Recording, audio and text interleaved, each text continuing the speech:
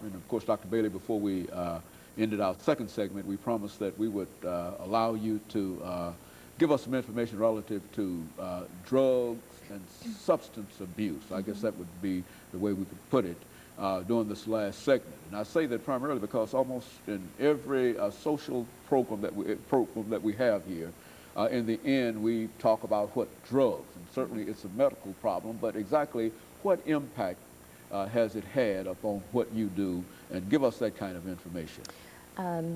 Drugs, including tobacco and alcohol, are very pervasive, and they do affect the quality of life.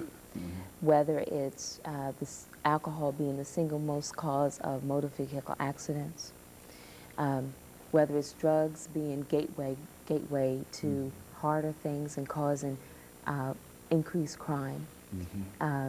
It is a problem because it does potentially cause you to lock up your doors, be very safe, walk around very paranoid. It may even cause you to walk on the other side of the street when you see a particular group of stereotypic people or children or whatever, you know, because you're thinking in terms of crime.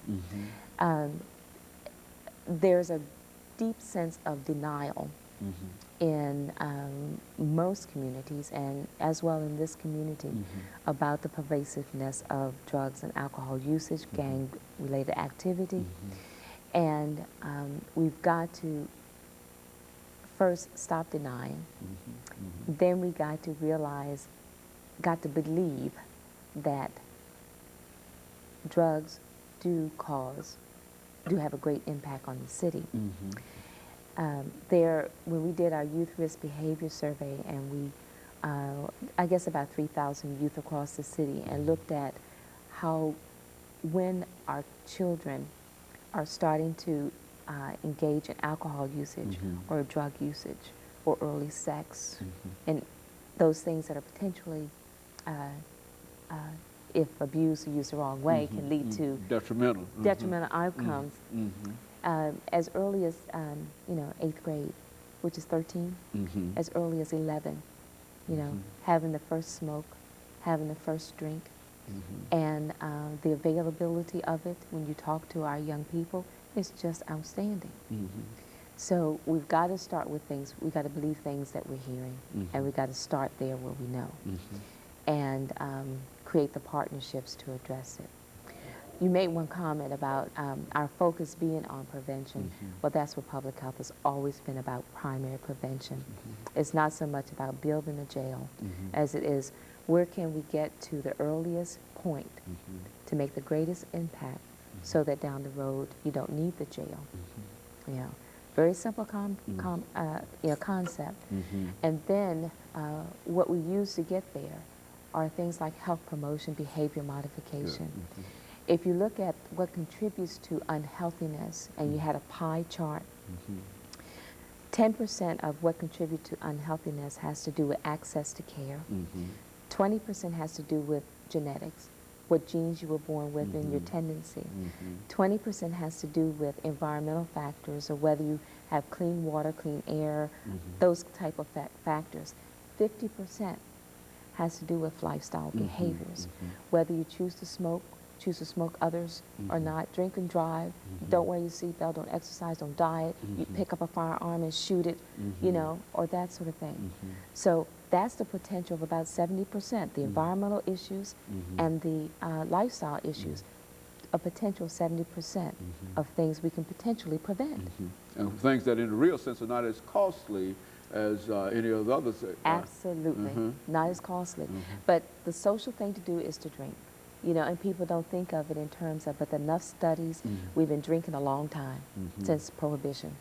And the studies are showing now that it does have adverse effects. Alcohol has an adverse effect. And that's probably one of the biggest drug problems, you know, that's in the community.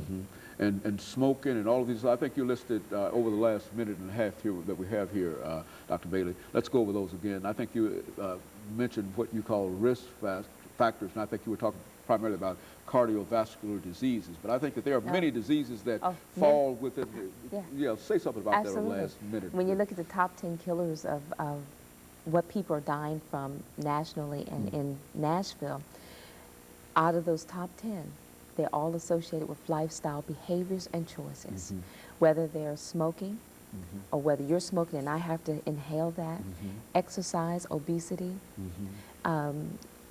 eating 5 fruits and 5 vegetables a day, more fruits and vegetables, drinking more water, smoking, alcohol, drinking and driving, driving without a seatbelt, driving fast. These are things potentially in your control. Your control.